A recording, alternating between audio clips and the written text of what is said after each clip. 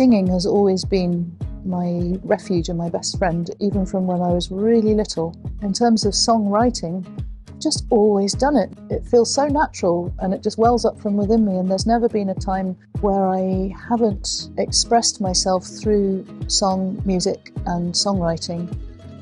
I'm always excited to perform, and also I always get nervous. People ask me a lot of the time if I get nervous, and I always do. And for me it's because I really care, because I give so much of myself in the performances. I think if I didn't get nervous it would be a warning sign. I've got influences from British traditional and folk song, Celtic folk song, soul music, particularly 60s revival kind of soul, all kinds of Jamaican music, which is where my family's from. Also I'm influenced by literature, folklore, stories, the supernatural, magic, lots of different things.